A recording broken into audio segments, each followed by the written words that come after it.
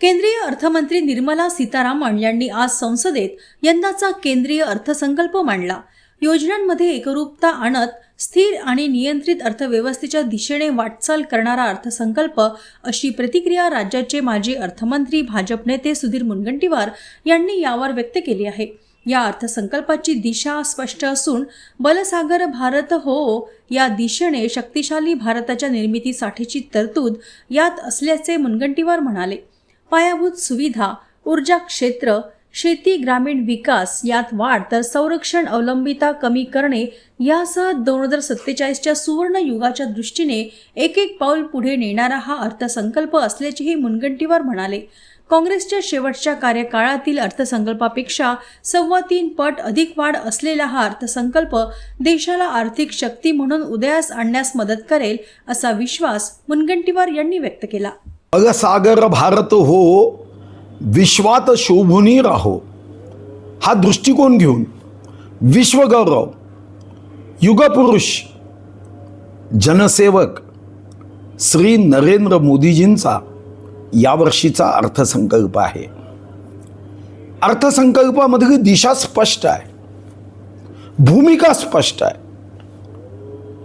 की माझा भारत हा जगामध्ये अर्थशास्त्राच्या दृष्टीने आर्थिक शक्तिशाली व्हावा यासाठी अर्थसंकल्पाची प्रत्येक तरतूद आहे।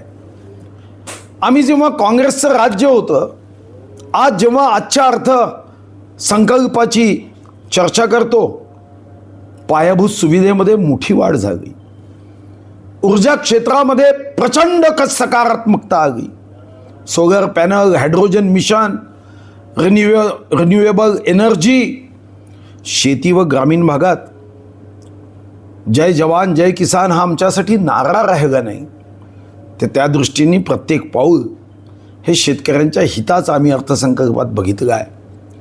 डिफेन्स मिनिस्ट्रीमध्ये सुद्धा आम्ही बघितलं की आता इतर देशांवर किंवा आयात यावर आम्हाला अवलंबून राहावं लागत नाही।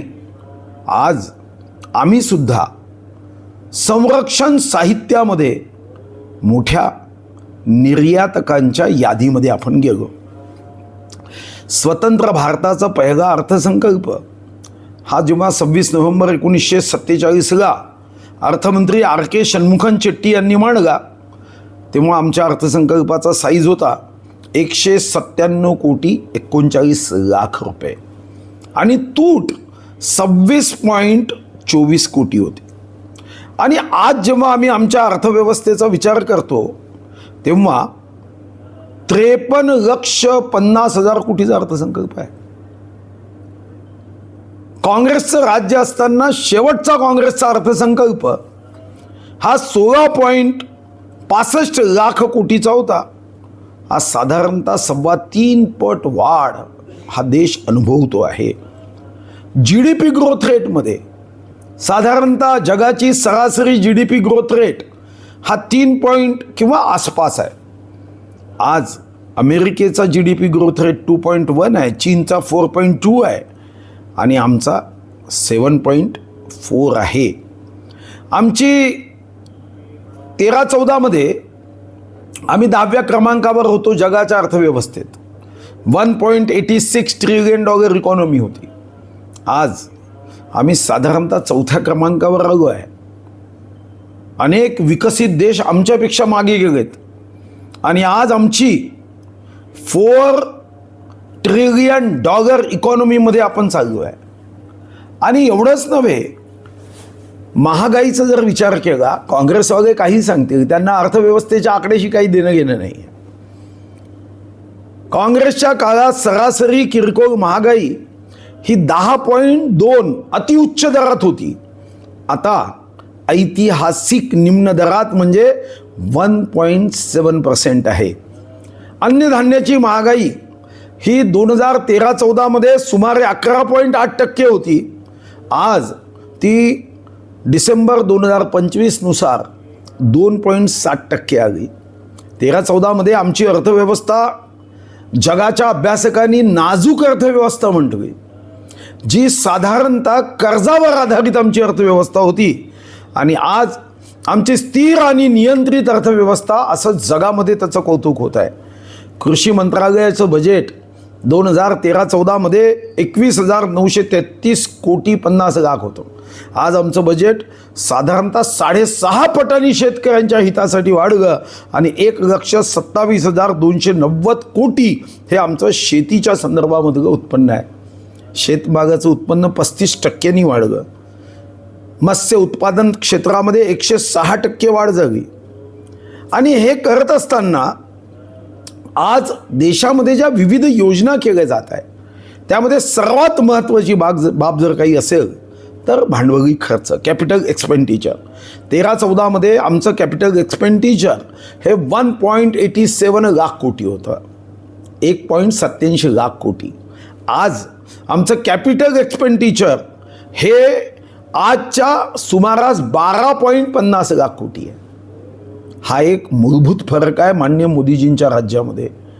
1 रुपया जेव्हा आम्ही भांडवली खर्च कॅपिटल एक्सपेंडिचर करतो तेव्हा अर्थव्यवस्थेचा परतावा हा 2.5 ते 3% परत मिळतो. आणि हा मल्टिप्लायर इफेक्ट जो आहे तो इफेक्ट बघितला तर मला विश्वास आहे की आज अनेक योजना घोषित झाल्या पण या योजनेमध्ये एकरूपता आहे. आणि या एकरूपतेमध्ये गरिबांचं उत्थान आहे. गरीबों के सम्मान में नरेंद्र मोदी जी मैदान में, भारत माता के सम्मान में नरेंद्र मोदी जी मैदान में.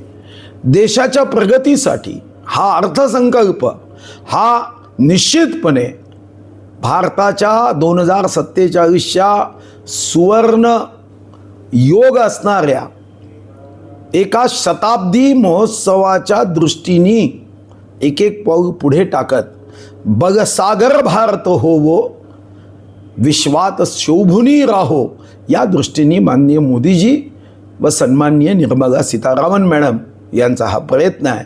जनतेने या अर्थसंकल्पाला पाठिंबा दिला पाहिजे.